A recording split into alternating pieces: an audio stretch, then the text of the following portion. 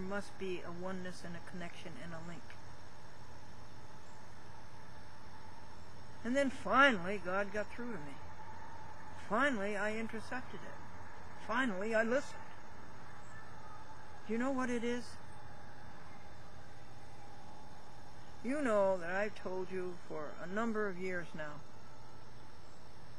that I believe God is electromagnetic waves, energy. Now, I hypothesize that these sine waves, two of them will converge, and it makes a particle. We'll call it particle A. Then two A's converge and make a B. And then two B's converge and make a C. And two C's converge and make a D, and so on until you get up to the elementary particles that the physicists have discovered. We have electrons, protons, neutrons, we have alpha particles, and then we have the nucleus of an atom, then we have an atom. That atom is hydrogen.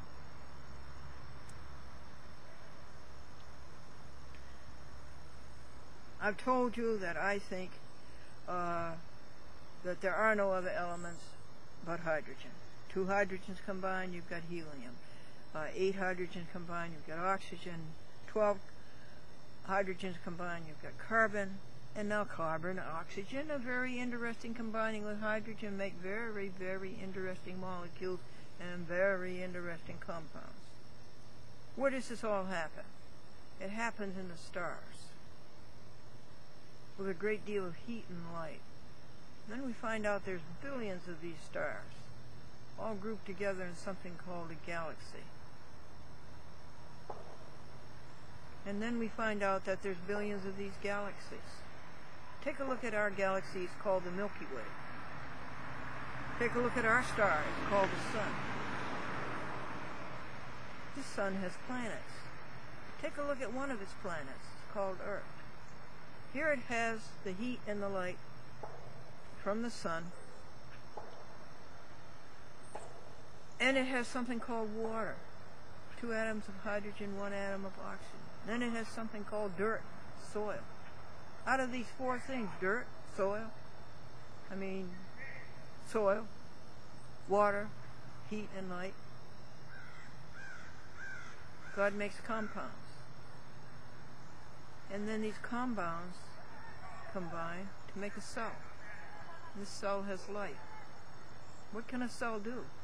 It can eat, it can excrete, it can reproduce itself, it can move. And these cells combine. The old combo game again. To make little tiny, tiny, tiny microbes, little tiny, tiny things. And then bigger things. Insects. And then bigger things.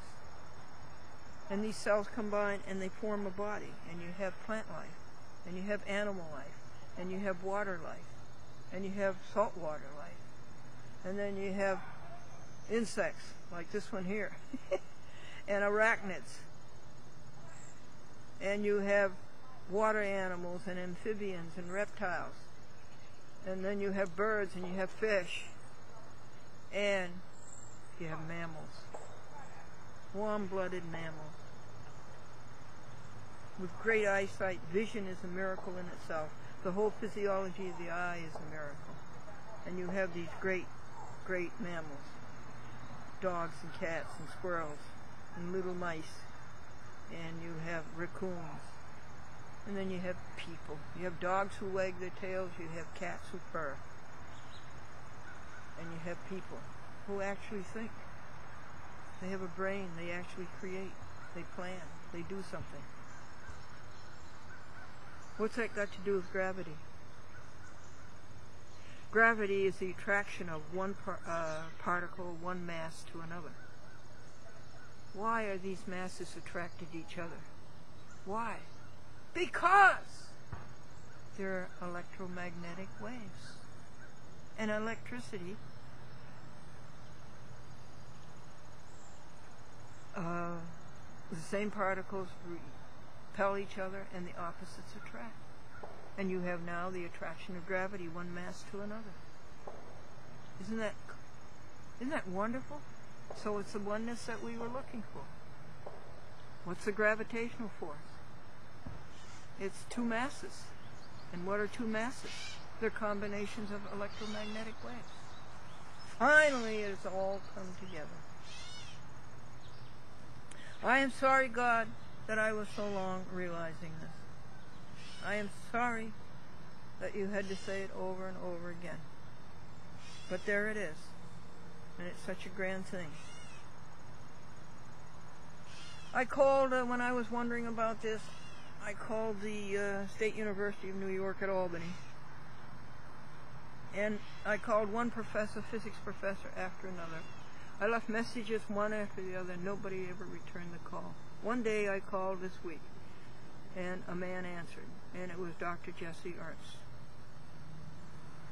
And of course he was staggered by my question. All right, so gravity is the attraction of one mass to another. But why? Why is there that attraction? How much do you know, he asked me. I said, not much. I know about the three laws of motion, Newton. I know about light. Speed of light, c, equals the wavelength times the frequency. I know about the gravitational force a little bit.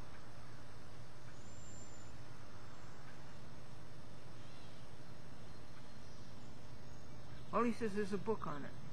He says it's a matter of freshman physics, the gravitational force. But you know, freshman physics doesn't tell you why there's such an attraction, and who made it, and why it is the oneness of the universe, God. So he gave me the name, kindly, and the name of the author. And he asked me to let him know how I did. And I said, I'm sorry I didn't call you doctor. You must be a PhD. Plowed higher and deeper.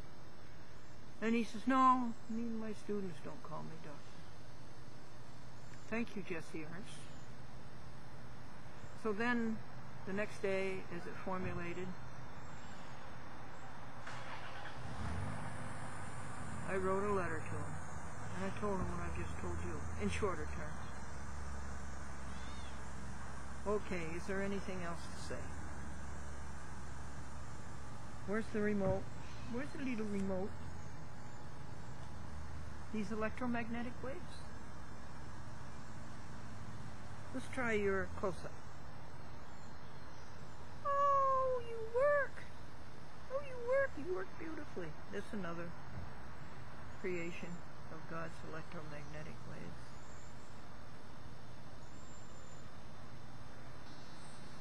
Well, it started to rain, folks. Yeah, I know, you're looking at a drip. Let's try to get this done. These are the July events to be cablecast in August. But Manhattan Neighborhood Network, Victoria Cresci, Jeanette Santiago, I admire you so much for all the programs that you cablecast. And it just about got burned up, this program schedule, by the citronella candle. But I admire you so much, 1,500 programs a month. This schedule, how can you ever figure out this schedule? 4 channels. I asked them if they want a 2-hour chat with Glendora, in addition to, not in replacement of the half-hour chat with Glendora. Oh yes, we want it for overnight.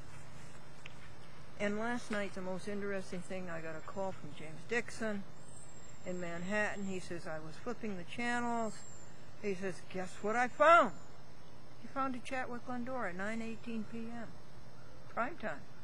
It's usually at 8:30 a.m. opposite the Today Show. And it's been there since 1972. My goodness. Got to show you pictures of Arnie Engen's cats. Arnie and Linda Engen. Adorable.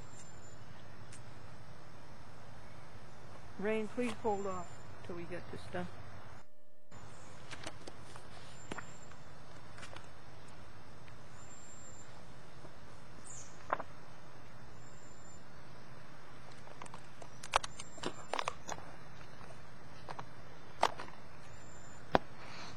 Look at this cat.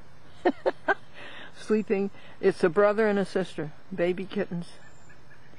Charlie and Mabel. There's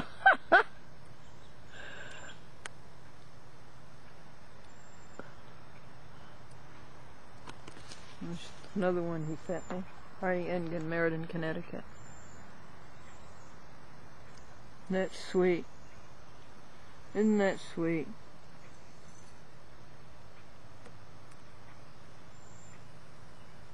Charlie is the boy, and the girl is black and white. Look at this. You got wonderful pictures, Arnie. He says it's like a little train going through their house, the way they chase each other. Here's the rain, folks. I have to leave. One more. This one's asleep in a bowl. Yes, in a bowl. Gotta run, folks. Camera's getting wet. So here's the video of the storm. We got everything in. The electronics got kind of wet, but maybe they'll recover.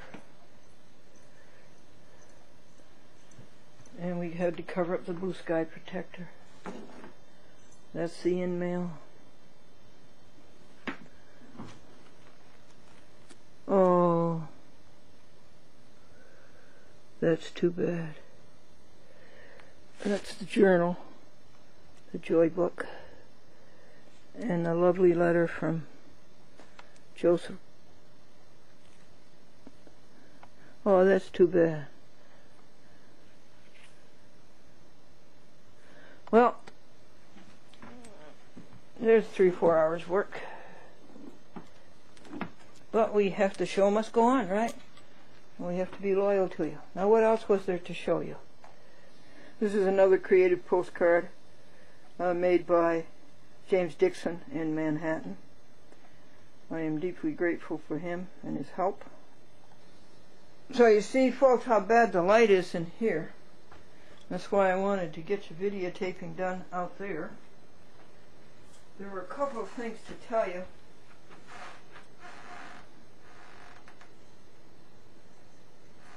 I talked to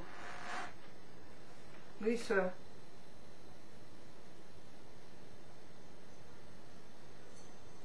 Hambry, who is in charge of public access in Dallas, and she told me a lot about the early days of public access. I'm trying to find out if there was public access in 1960s. I know I started in 72. That seems to be when it started, although she told about a group in Virginia who put on a closed circuit show. Lisa Hambry, I thought she was very well spoken. And they're going to have an orientation class tomorrow for new public access signers.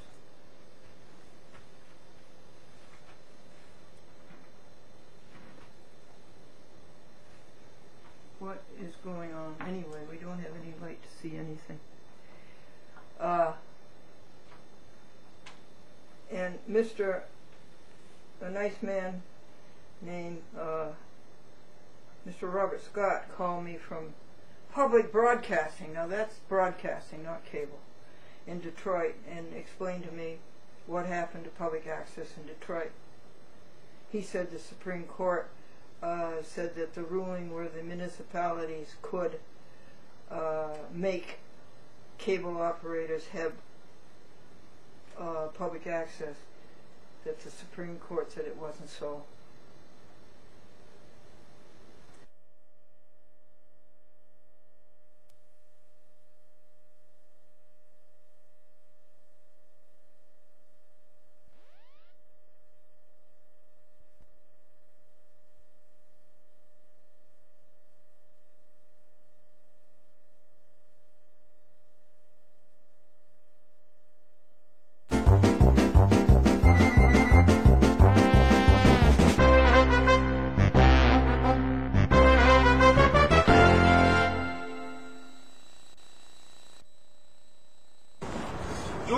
McDermott here, Secret Justice News. I'm back once again at the Royal Special Fields in Annapolis. Today is the Hallelujah!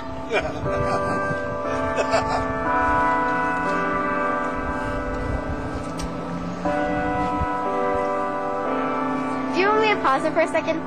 No, it's okay.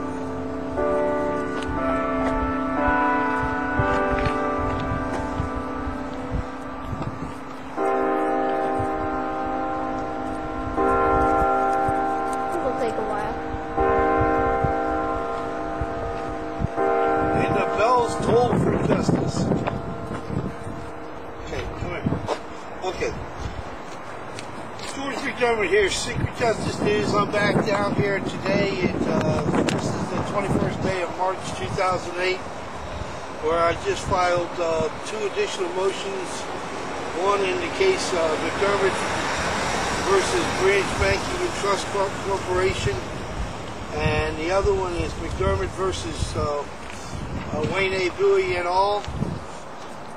The one for Wayne A. Bowie is case number 01239, September term 2006. And here's the court docket.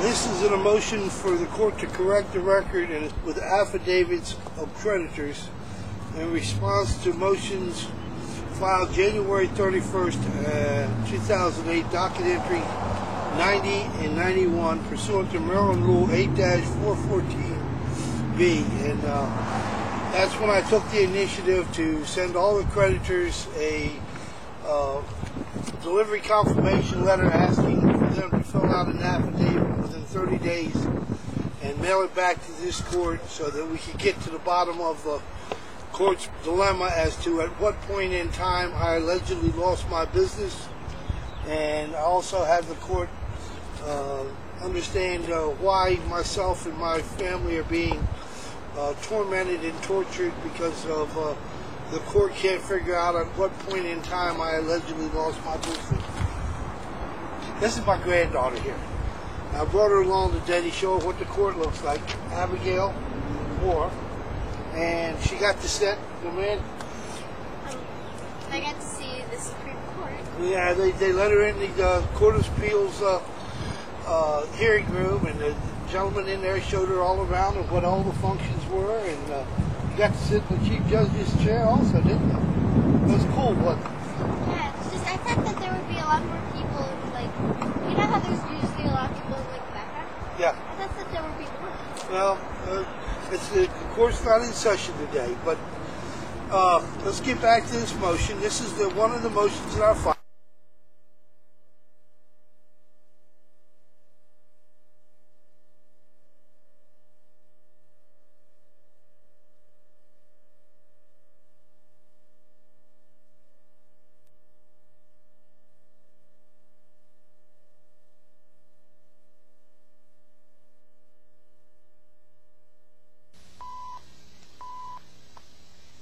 Welcome to a chat with Little Rock.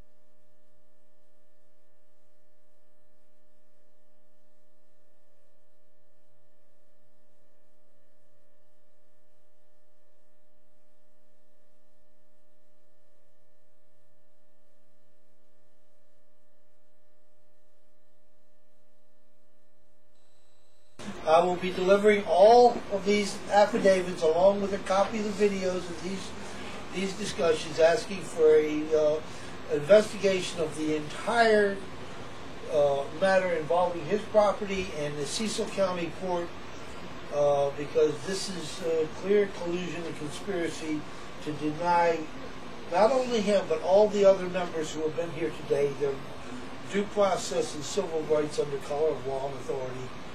And we cannot have this anymore. This is right here. There you go. FBI winding mortgage industry investigation. Okay? That's what it is. That's exactly what it is. 101 fraud, and they're destroying our country. And, well, let's see if they can't Do their job. let's do your job for once in a while instead of letting the real criminals, the white-collar criminals, go. So, Charlie, it's a pleasure. And once again, Nancy? Nancy, it's a pleasure. Thank you for being, having the courage to come out and to expose us. I mean, it takes a lot of courage and to do something like this, and the nation owes you a great deal of thanks. Thank you. And once again, signing off for Secret Justice News, George McDermott from the land of the scam and the home of the fraud, Cecil County, Maryland.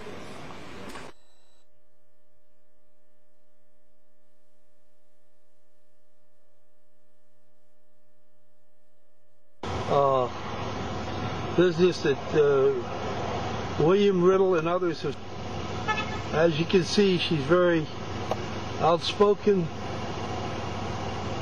She's warning the other people in the community of the dangers of this lawyer and this bank.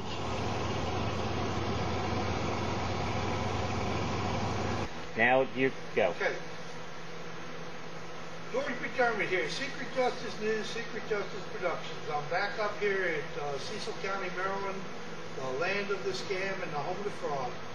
I've come back up here today is the 26th day of July 2008 to do some updates on two of the victims of the Cecil County.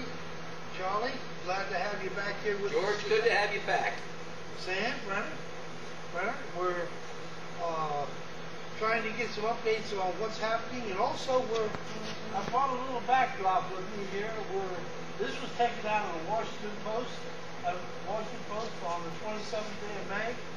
We're fortunate enough now to have a new FBI head for the state of Maryland, and it says right here that she wants to go after gangs and organized crime syndicates. So we're standing right across the street right now from Cecil Bank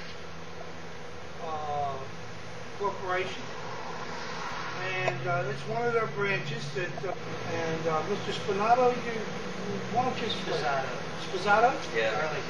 Okay. Well, Charlie, update us on what's happening around here with the Cecil Bank. And, Mr. Spizzato is now running the legal system in Cecil County. The lawyers and the judges,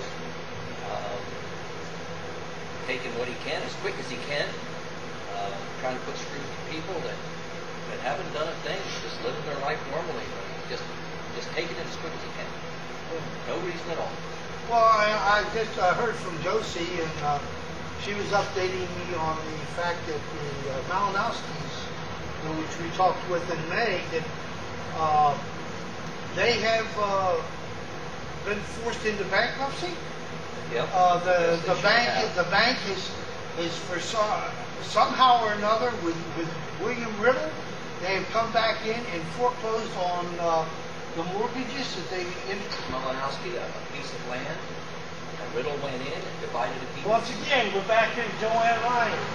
This Lyons, they are falsely misrepresenting to the people of the state of Maryland that their FDIC approved under 9-4200, 9-4100 of the Justice Department guidelines.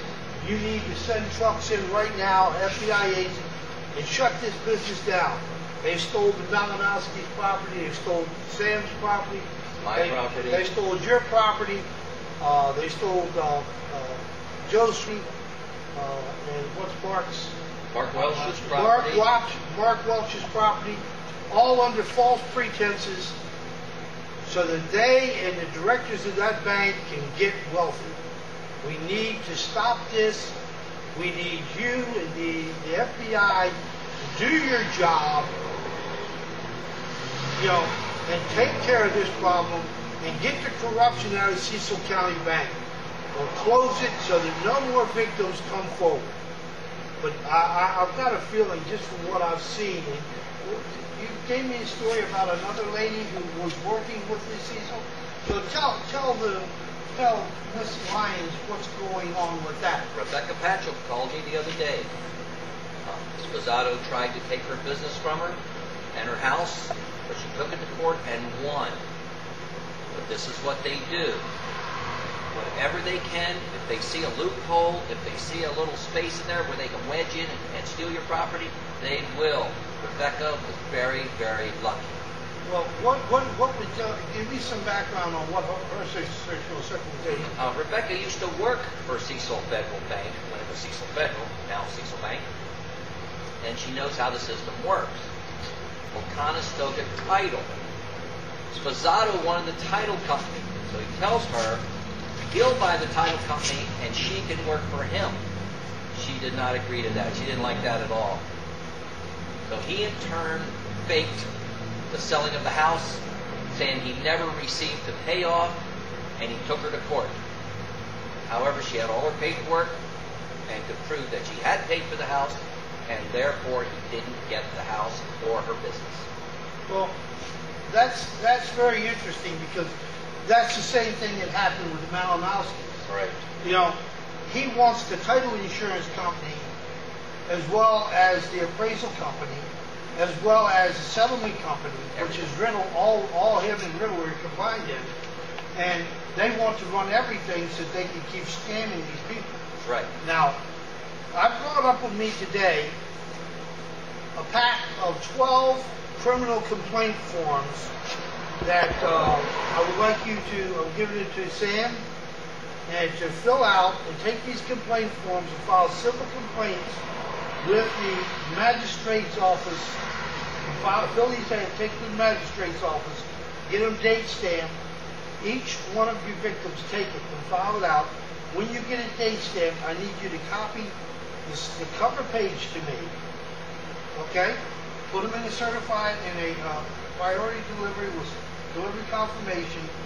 Mail it to me, and I will take these affidavits, okay, to the Justice Department in Washington, D.C.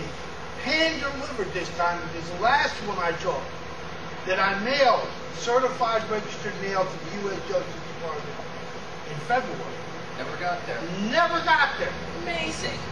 Never got the delivery confirmation. It was delivered. You know, Ms. Lyons, if you could look into that for me, the video shows me actually standing in front of the post office with the date stamp copy. But don't believe for a minute, folks, that the Cecil County Bank is the only corrupt bank. Right here is two briefs that are now before the Maryland Court of Special Appeals. Two briefs that are now before the Maryland Court of Special Appeals.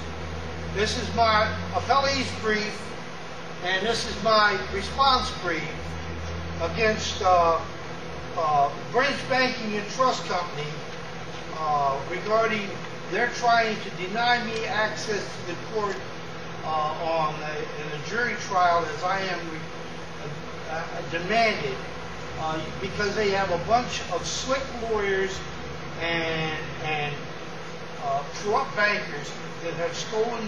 They helped the Saperstein Crime Syndicate in the theft of my business in 1995. And the rest of the SecretJustice.com website will show you the heroic fight that I and others have put forth to reclaim this. But Sam, I want you to you're finally coming out of this a little bit. It's been 2 years of hell. I heard Judge Chappelle. I went before him in Maryland Circuit Court in Charles County last week, and he's actually a real honest judge. I was very impressed with this man. But he told me, and he told the two cases before me, he intimately said that second-degree assault, and each one of you put this down with second-degree assault. This is the top thing that they've done to you. Second degree assault does not have to involve a weapon.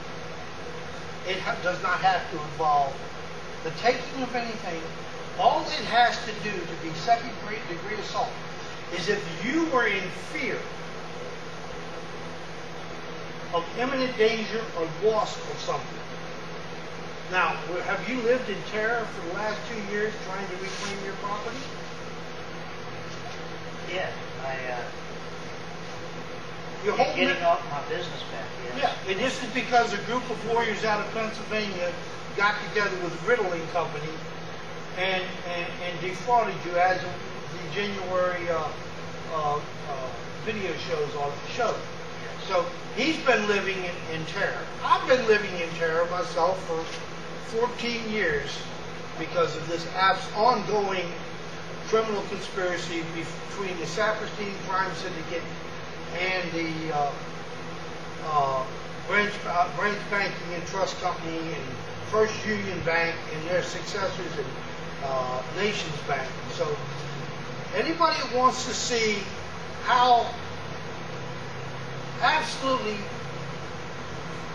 ridiculous it is and how the courts will fight, all they have to do is go into the Maryland court records and check out 2007 case, Maryland Court of Special Appeals 2551, and that will give you an insight, or the 2006 case 1239, or the numerous other cases that we have on the website referring to fraud reports, including Sharon Galloway's cases where she's up against other companies. Now, Charlie, I'm going to ask you on the record. Were you in fear? Are you still in fear? Absolutely. Whatever road I take in, I take a different road going out. I'm always watching for somebody who's going to follow me. Yeah. And that's, absolutely. I remember the fear that I was in the night that we left Josie's. That I had Sam follow me all the way to the Cecil County line because the police had been circling and taking pictures of my truck and everything. Oh yes. And so I know that I'm way up there on the hate list in the Cecil County. But you know what? It doesn't make any difference. This young lady here, she'll do the job for what the newspaper says. And that's where we're going to go.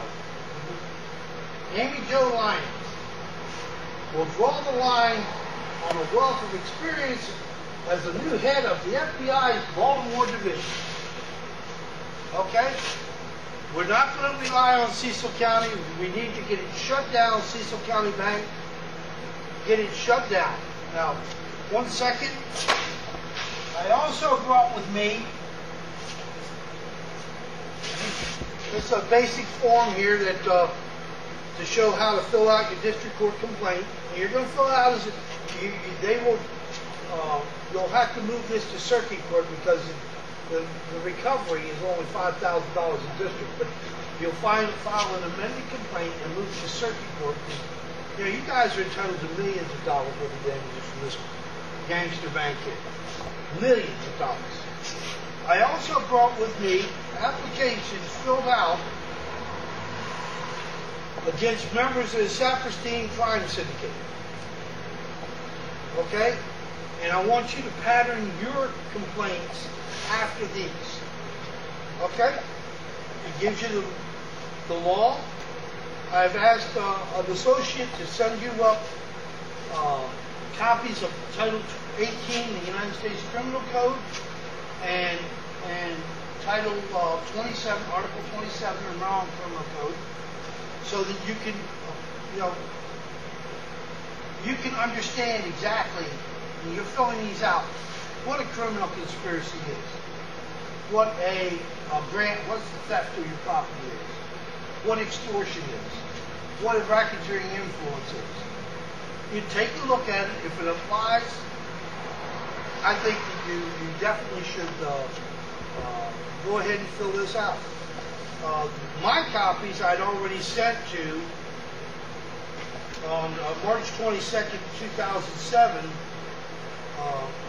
I had sent my applications to Prince George's County State's Attorney Glenn Ivey. And this moron tells me that he has no jurisdiction to investigate fraud in the courts. Mr. Dolan with the state's attorney's office, they'll lock somebody up who goes into a 7-Eleven and steals a loaf of bread. Okay? Or they'll lock somebody up who goes into Walmart and steals a $10 item because corporate America needs that protection. But when corporate America's attorneys rob citizens as yourself of everything you have, they all of a sudden don't have jurisdiction. Give me a break, Glenn Ivey. So, Sam, it was a pleasure having you here. I hope that you will, once again, I really do hope that you will fill out these complaints and give them to all the other victims up here. Same go to you, Charlie. I mean, the only way we're going to get our rights is we're going to have to stand there and swing every day. We can't back down. We can't be fearful of what the consequences are. We need to stop playing games with these gangsters. The American Bar Association is the largest criminal operation in the world, period. It's not only here. You know, look how the banks in California are going under, but all the banks employ 98% of the attorneys. So if they rob from you, then the attorney will tell you, well, I can't represent you. They were a former client. Right? Well, hold it. Did Riddle tell you that before you hired him? I didn't hire Riddle. My landlords hired Riddle. Your landlords had Riddle. I hired Riddle. You hired Riddle. Okay? And Josie hired Riddle. And Mark hired Riddle. Yep. And everybody else hired Riddle. But, he failed to tell him he was actually an agent for the bank and went ahead and stole their property anyhow. So, well, God bless, gentlemen. It's been a pleasure being back here in Cecil County. And once you get this paperwork back to me, I will see that it gets to the appropriate hands. If I have to take it over to Amy Jo Ryan's office myself in Baltimore and deliver it, I will do that. And right over here, folks, Cecil Bank. Beware of Cecil County. God bless and have a good day. George McDermott here from Secret Justice News, the Victims Roundtable, signing off for Cecil County, Maryland. God bless and have a good day.